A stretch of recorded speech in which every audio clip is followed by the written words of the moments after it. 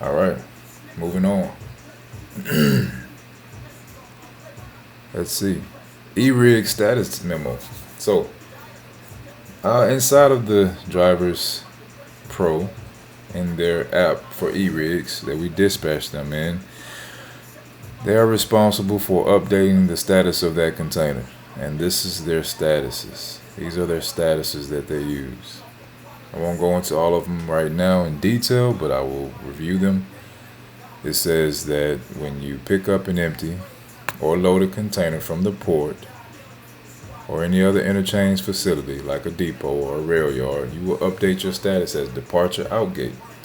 There is a place in their e-rigs to do this. Very simple. Couple clicks and save, update it. Same thing. They're unloading a container loaded at a customer. I'm sorry, unloading a loaded container. So they took a loaded container to a customer and they're getting it unloaded. They're going to update the status as unloading because that's what they're doing. Click, click, save, update it. Now they're leaving the customer after unloading the container.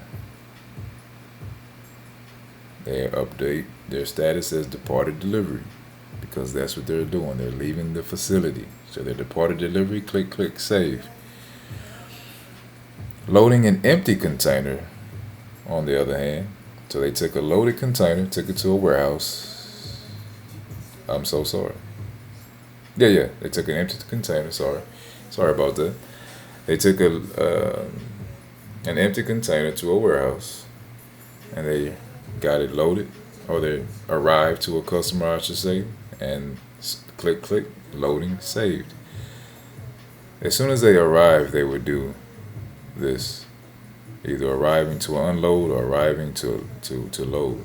In this case, they arrived to load, click, click, loading, saved. When they leave, after being loaded, they're going to say departed pickup.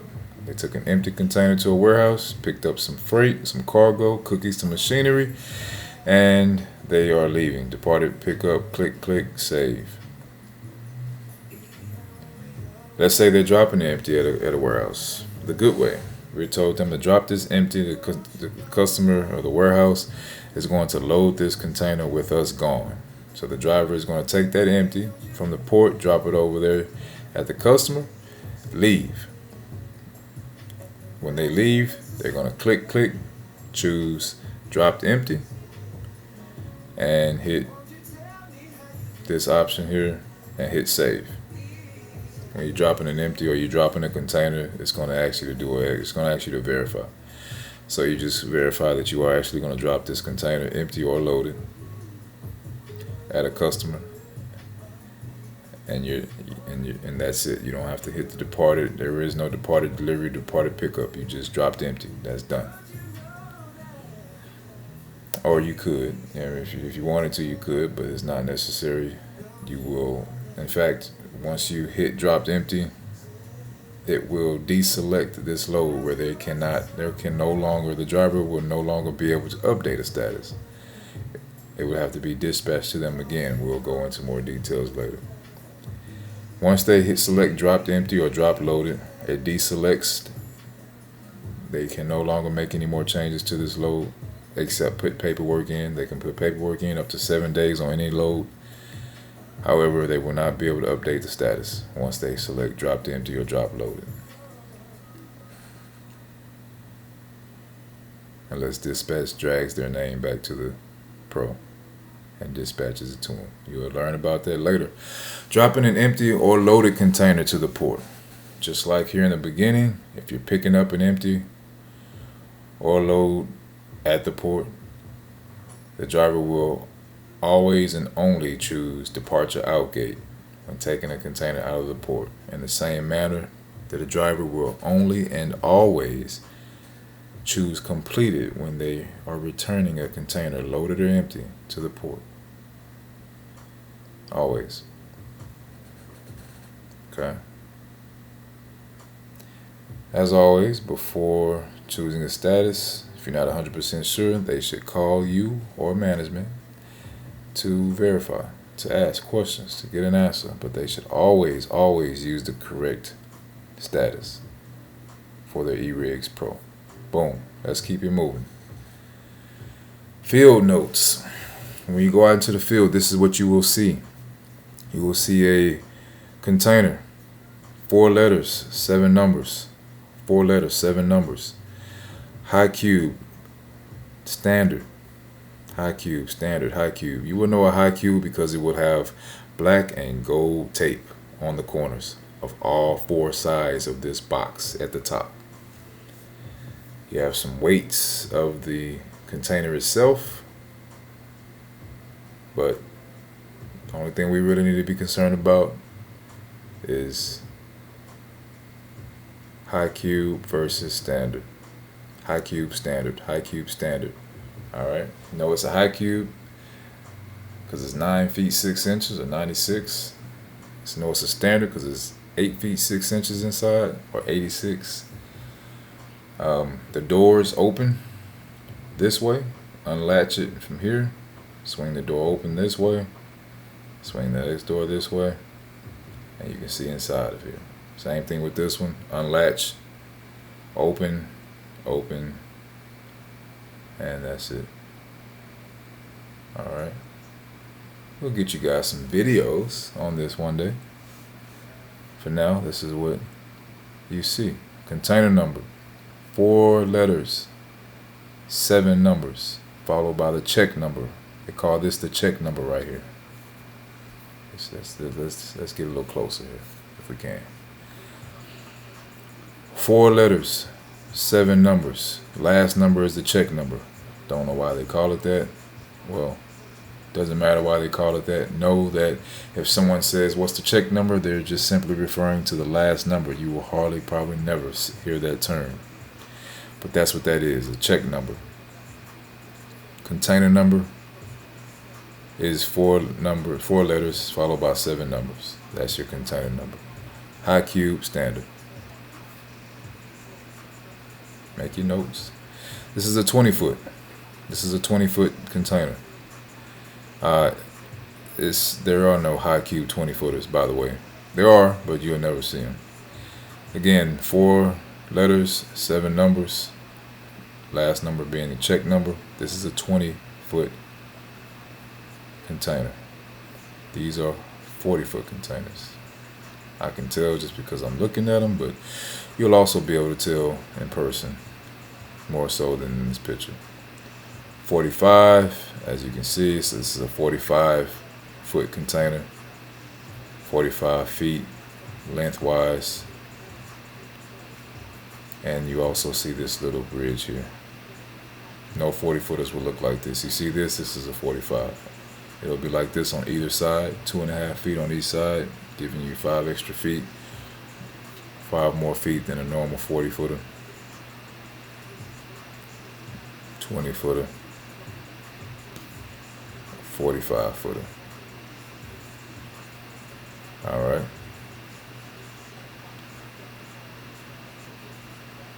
Corner fittings. These are what you call corner fittings. You see them at the top and bottom of every single container. Corner fittings. Alright. This is where it hooks up to the chassis, to the trailer that it sits on. At the top, this is where the machines grab on to put them on a truck. We'll see more about that another time. These are called corner fittings. Here you see containers mounted on chassis. These are 20 foot containers mounted on 20 foot chassis. These are short buddies. Same short 20 foot chassis, just pushed and extended out to make it more legal, to make it legal on the road. Drivers will know more about that in their orientation, but this is a 20 foot container dropped at a customer, no truck on it. When they drop it, they need to close it. This is how they drive on the road with it open to make it legal for the weight distribution. The longer your vehicle, the more weight you can carry. So you make it longer by pulling it out. Here you see a machine grabbing onto the top corner fittings. and laying it down on a driver and his chassis. On the bottom corner fittings, he's gonna get it on there. These are your twist locks for a chassis on which the container will sit on. Twist locks. Twist locks. Okay.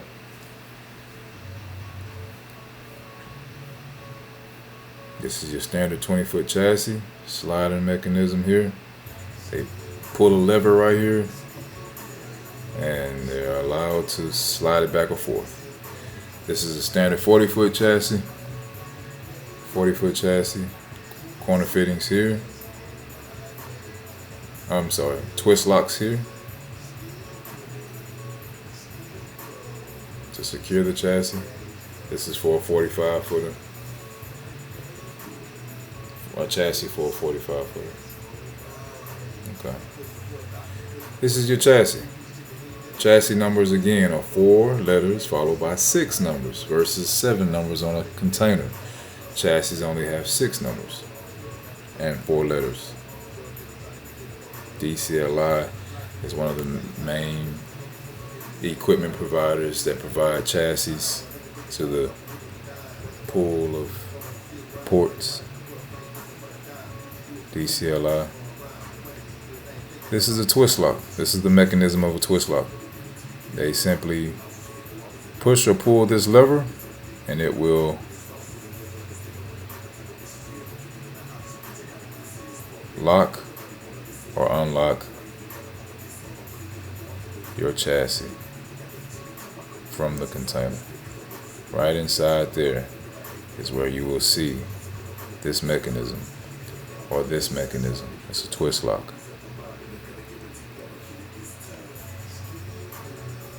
These are containers at a warehouse, dropped the right way. 20 foot, 20 foot. These are 40s. These are 40-foot containers, all 40s. This is a high cube. You can see your black and gold tape on 4 corners, or at least on the corners you can see. All right. These are your chassis. These are your port chassis. Twist locks. Chassis stacked up.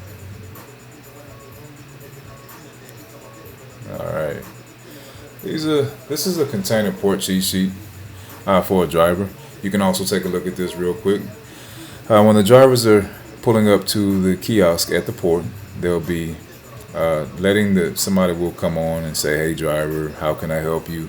If this is a quick reference sheet for them when they're new. So when they first pull up, they'll ask them some questions. You know, what are you doing here? If they're picking up an empty, that driver will need to give the operator, the telephone operator or the kiosk operator, the booking number. They just read off the booking number if they're picking up an empty. If they're picking up a load, they'll read off a container number. If they're dropping off an empty, they'll just say drop an empty. You don't need any other information to drop off an empty to a port. You just tell them that you're dropping off an empty.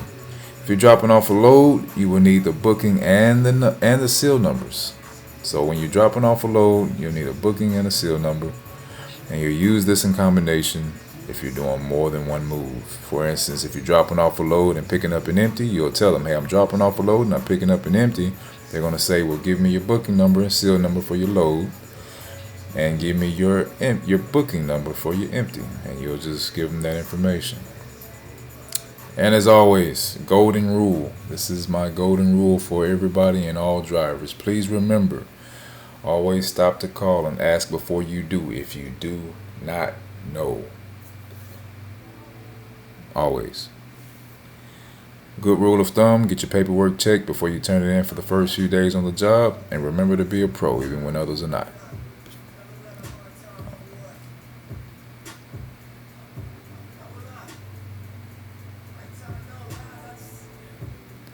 Text me with your questions and I'll answer them.